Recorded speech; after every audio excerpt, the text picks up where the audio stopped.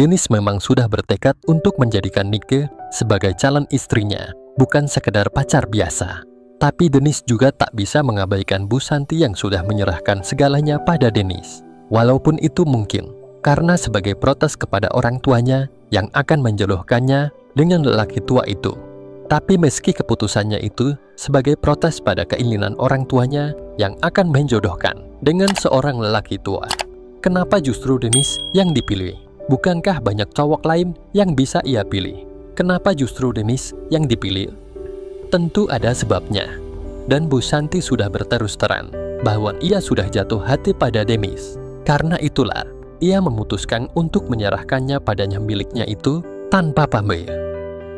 Bu Santi juga memberikan kebebasan untuk mencintai dia ataupun tidak. Yang penting di depan ibunya, Denis harus berpura-pura akan menikahi Bu Santi, itu saja. Nanti dengan berjalannya waktu, bisa saja muncul cowok lain yang Bu Santi cintai. Bisa juga muncul cewek lain yang Denis cintai dan akan dijadikan istri. Terbukti bahwa dengan cepatnya Denis berjumpa lagi dengan adik Nico yang bernama Nikel, yang sudah sangat lama tidak berjumpa dengannya. Lalu terjadilah sesuatu yang tidak direncanakan sebelumnya, bahwa Denis dan Nikel sudah saling suka, dan bahkan sudah terlontar janji untuk melanjutkan hubungan mereka ke pernikahan. Denis sadar bahwa Nike bukan target pelampiasan semata. Karena itu Denis sangat berhati-hati dalam memperlakukannya. Saking berhati-hatinya Denis, setiap kali berjumpa atau mau berpisah, Denis hanya cipika-cipiki dengannya, tidak lebih dari itu. Nike Denis anggap seolah simpanan masa depannya, bukan target cinta sesaat saja. Ternyata hal itu diamati juga oleh abangnya Nike, Nico. Bahkan pada suatu saat, Nico berkata pada Denis, sebenarnya Nikel itu tak pernah pacaran Den. Baru kali ini dia terang-terangan mencintaimu. Aku senang saja, karena Nikel tidak jatuh ke tangan yang salah. Titik aja adikku ya Den. Aku percaya kamu selalu memperlakukannya dengan baik, ucapnya. Ditepuknya bahu sahabat lamanya itu, yang nantinya akan menjadi abang iparnya itu sambil menyahut. Santai aja Nip, kami sedang menyiapkan masa depan kami ke arah yang lebih baik. Itulah obrolan ringan antara Denis dengan Miko. Sementara itu Denis masih ingat benar bahwa sebelum berpisah dengan Mbak Sabrina, Denis menerima 2 lembar cek yang nominalnya besar sekali untuknya. Yang nominalnya jauh lebih kecil untuk Mbak Nindi. Tapi bukannya Denis nyombong, Denis tidak membutuhkan uang itu meski jumlahnya begitu besarnya. Karena Tante Aimi selalu mentransfer duit dalam jumlah banyak ke rekening tabungannya. Apalagi setelah Tante Aimi mulai ada tanda-tanda segera mendapatkan demikian berkat Denis, transfernya juga selalu banyak. Tapi Denis tak berani menolak pemberian cek dari Mbak Sabrina. Cek itu diterima sambil mengucapkan terima kasih pada Mbak Sabrina. Lalu cek untuk Mbak Mindy diberikan kepada yang bersangkutan. Sementara cek untuknya, dia berikan kepada Nikel. Nikel tampak kaget setelah melihat nominal yang tertulis di cek itu. Untuk apa uang sebanyak ini? Tanyanya. Terserah kamu Bik, sahut Denis. Mungkin untuk beli mobil murah-murah aja sih cukup. Nyetir aja gak bisa, buat apa beli mobil segala? Terus apa kebutuhanmu yang paling mendesak? Tanya Denis sambil membelai rambut Mikel. Mikel termenung sesaat lalu berkata, mungkin lebih tepat kalau untuk biaya renovasi rumah, terutama kamarku, sudah ketinggalan zaman banget. Terserah kamu sayang, pokoknya cek itu sudah milikmu. Untuk apa-apanya, kamu tentu tahu apa yang terbaik untukmu saat ini. Untuk renovasi rumah aja. Biar Mama dan Kak Niko ikut senang. Kalau lebihnya, belikan motor bebek aja. Biar gak naik angkot tiap hari aku, ucap Mikel. Ya Nike, aku setuju. Kalau masih kurang bilang saja terus terang padaku nantinya ya babe. Ya, terima kasih ya sayang, ucap Nike sambil kasih hadiah di pipi Denis. Memang baik Nike maupun Denis hanya berani sebatas PT. Belum berani lebih jauh untuk memperlihatkan tanda cinta dan sayang mereka berdua. Sudah lebih dari 3 bulan, Bu Santi tinggal di luar negeri. Tapi belum pernah satu kali pun dia menghubungi Denis lewat hubungan seluler. Denis sendiri tidak pernah menghubunginya karena takutnya malah mengganggunya. Siapa tahu dia benar-benar sibuk dengan kuliahnya. Tapi di dalam benak Denis mulai dihuni oleh tanda tanya besar. Ada apa dengan Bu Santi? Apakah dia memang sibuk dengan kuliah S3-nya? Atau sudah menemukan calon suami yang sesuai dengan pendidikannya sendiri? Sementara Dennis yang S1 pun belum, masih tetap menunggu dengan setia laksana pungguk merindukan bulan. Kalau pikirannya sudah ke arah sana, Dennis suka menenangkan dirinya dengan, biarlah dengan Bu Santi itu, biarkan dia mencari pasangan yang selaras dengannya, baik usia maupun pendidikannya.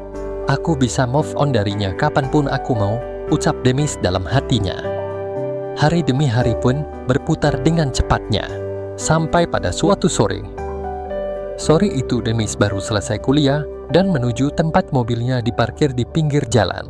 Karena mahasiswa tidak boleh parkir di area parkir kampus, hanya dosen yang boleh parkir di sana. Maklum, area parkirnya juga tidak terlalu luas. Tukang parkir langganannya langsung menghampirinya sambil bertanya, "Mau jalan, Dek?" "Iya, Bam," Dennis mengangguk sambil memberikan uang parkir padanya, lalu melangkah ke pintu depan sebelah kanan. Belum lagi pintu samping setir itu terbuka. Ada yang menepuk lengannya, dan terdengar suara seorang wanita di belakangnya. "Dennis, numpang pulang Don." Ketika Dennis menoleh ke belakang, ternyata yang menepuk dan berkata itu adalah ibu dosennya yang senantiasa mengenakan jilbab. Bu Pratiwi namanya. "Silahkan Bu," kata Dennis sambil bergegas membukakan pintu depan sebelah kiri. Bu Pratiwi, biasa dipanggil Bu Tiwi saja, itu pun masuk ke dalam mobil Dennis. "Rumah ibu di daerah mana ya?" tanya Dennis. Wanita 40 tahunan itu menyebutkan nama daerahnya yang terletak di batas kota Arang ke selatan. Padahal kampus Dennis di ujung utara kota. Berarti cukup jauh juga Dennis harus mengantarkan Bu Tiwi itu. Tapi biarlah, sesekali berbuat kebaikan pada dosennya sendiri, kan positif nilainya. "Wah, beruntung nih diriku bisa numpang mobil mewah begini," kata Bu Tiwi setelah mobil dijalankan di jalan aspal oleh Dennis. "Yang biasa antar jemput pakai Vespa kemana, Bu?" tanya Dennis. "Dia kan putri sematawayangku, Dennis. Sekarang dia sudah pindah ke Jogja karena kuliahnya di sana." "Oh, cewek yang suka antar jemput ibu itu putri ibu. Dia cantik nggak putriku itu?" "Masih cantik kan ibu?" "Kaiseh. Masa perempuan tua begini dibilang cantik?" "Tua apa? Ibu lagi seding-sedingnya dan masih menawan." "Alah, kamu bisa saja," sahut Bu Tiri menepuk tangan kiri Dennis yang nganggur. "Suami ibu kerja di mana?" "Suami apa? Sudah 5 tahun aku hidup menjuandah, Dennis." "Loh, kenapa Bu?" "Dia meninggal dalam kecelakaan di tempat kerjanya." "Oh, maaf Bu, saya ikut prihatin mendengarnya." "Terima kasih, tapi sekarang ibu sudah mulai bisa melupakannya." "Sudah move on Bu?" "Move on benar sih belum. Baru bisa melupakan almarhum yang sudah tenang di alam kekal sana." "Sudah dapat penggantinya Bu?" tanya Dennis. "Belum," sahut Bu Tiwi. Dan tiba-tiba dia mendekatkan muhluetnya ke telinga Dennis, disusul dengan bisikan, "Memangnya kamu mau mengisi kekosonganku, Dennis?" "Sangat-sangat mau Bu," sahut Dennis dalam keterkejutannya itu. "Serius?" tanya Bu Tiwi sambil menggenggam tangan kiri Dennis yang nganggur. "Serius Bu, kalau perlu kita buktikan sekarang juga." Tiba-tiba Bu Tiwi memberikan hadiah ke pipi kiri Dennis. "Terima kasih Bu, pucuk dicinta ulam po tiba," ucap Dennis. "Memang sudah lamanya kamu memperhatikan ibu?" tanya Bu Tiwi. "Iya Bu," sahut Dennis. "Memangnya apa yang menarik pada diriku ini, Dennis?" "Banyak, mata yang bundar bening, dan terutama pakaian yang ibu kenakan tiap hari membuat penasaran ingin tahu seperti apa yang ada di balik biji jubah panjang dan hijab itu," sahut Dennis semakin negap. "Nanti akan kamu lihat semuanya," sahut Bu Tiwi. "Serius Bu?" "Tentu aja serius, tapi kamu bisa menyimpan rahasia gak?" "Rahasia sangat terjamin Bu. Mulutku bukan ember bocor," sahut Dennis sambil memutarkan mobilnya kembali ke arah utara. "Lo kenapa balik lagi?" tanya Bu Tiwi. Dennis ingin bersama ibu duduk berdua di puncak bukit yang bisa memandang ke arah kota kita. "Sebentar lagi hari mulai gelap kan Bu, jadi kita bisa melihat kota kita. Laksana ribuan kunan-kunan di gelapnya malam," jelas Dennis. "Oh gitu, iya deh ibu ikut sama keinginanmu saja. Tapi kenapa kamu bisa tertarik sama wanita yang sudah berumur seperti ibu ini, Dennis?" tanya Bu Tiwi penasaran. "Terus terang aja, Denis pengagum wanita setengah baya, Bu. Sahut Denis dengan senyum malu-malu. Pernah punya pengalaman dengan wanita seumuran denganku? Tanyanya. Pernah, Bu. Tapi sekarang sudah pindah keluar Jawa. Sahut Denis cuma mengarang saja. Kamu ini tampan sekali, Denis. Nyari cewek seperti apa juga pasti bisa. Denis gak tertarik sama cewek-cewek serusia atau lebih muda dariku, Bu. Aku lebih suka sama wanita yang seperti ibu ini. Ya sudah, nanti nginep aja di rumahku. Mau? Tanya Bu Tiwi. Siap, Bu. Tapi kalau ada tetangga yang nanya, bilang aja kamu ini keponakanku gitu. Emangnya tetangga ibu suka usil? Enggak juga sih, cuma jaga-jaga aja. Kalau ada yang nanya kamu siapa, jawab aja keponakan Bu Tiwi, gitu oke. Iya deh, sip pakai telur, kurang sip buka lor. Hihihi, tawa Bu Tiwi atas kelakar Denis itu. Di luar mobil tampak mulai gelap, sehingga Denis mulai menyalakan lampu HID yang menyorot dengan terangnya ke arah jalan yang akan diinjak oleh ban mobilnya. Beberapa saat kemudian, mobil Denis sudah parkir di puncak bukit yang ada kafenya. Dia pesan black coffee dan Bu Tiwi meminta coffee light. Keduanya minta dikemas dalam cup plastik dan minta diantarkan ke mobilnya yang sudah dihadapkan ke pinggir tebing, menghadap ke arah kota Nanjal di bawah sana. Kota yang tampak seperti ribuan kunang-kunang di gelapnya malam. Setelah minuman pesanan datang, diletakkannya kedua cup plastik itu di pembatas antara Denis dan Bu Tiwi, karena minumannya masih panas sekali. Kota kita indah sekali dilihat dari ketinggian begini ya, Bu, kata Denis sambil memegang tangan kanan Bu Tiwi. Iya, seindah hati kita saat ini ya, sahut Bu Tiwi. Iya, Bu, tapi mungkin duduknya enakan di belakang, biar gak ada pembatas di antara kita berdua. Oke, sahut Bu Tiwi sambil membuka pintu di sebelah kirinya. Denis pun pindah ke set sebelah kanan, sementara Bu Tiwi duduk di sebelah kiri. Mesin mobil tetap dibiarkan hidup, karena ingin menikmati musik yang mengalun perlahan dari audio mobil. Juga regar AC tetap hidup, agar mereka tidak sesak nafas. Hanya saja lampu-lampunya dimatikan semua. Setelah duduknya berdampingan tanpa pembatas, Denis bisa lebih leluasa, sehingga harum parfum yang dikenakan Bu Tiwi tersiar ke rongga hidungnya.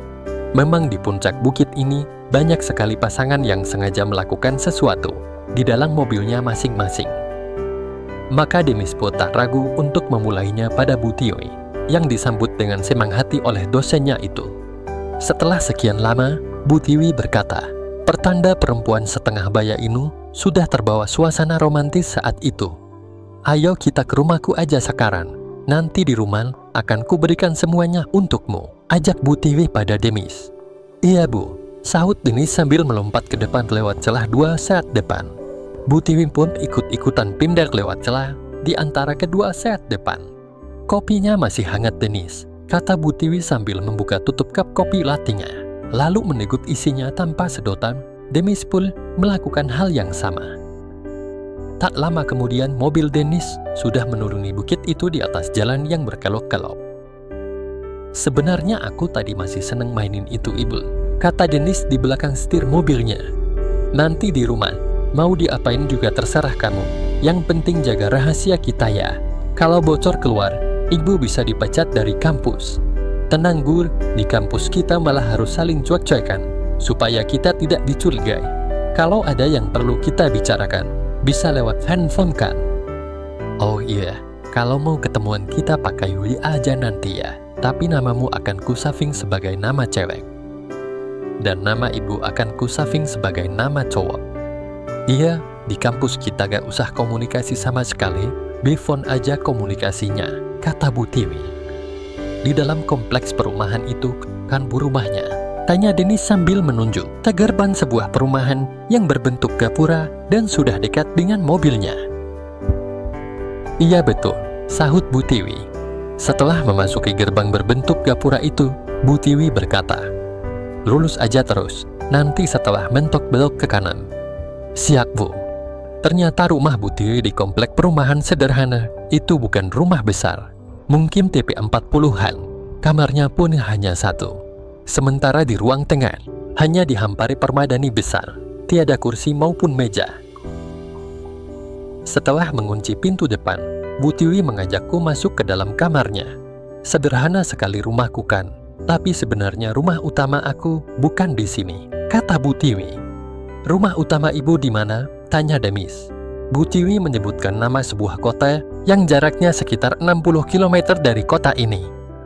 Di dalam kamar Bu Tiwi pun, lantainya ditilami sehelai permadani yang agak kecil kalau dibandingkan dengan permadani di ruang tengah.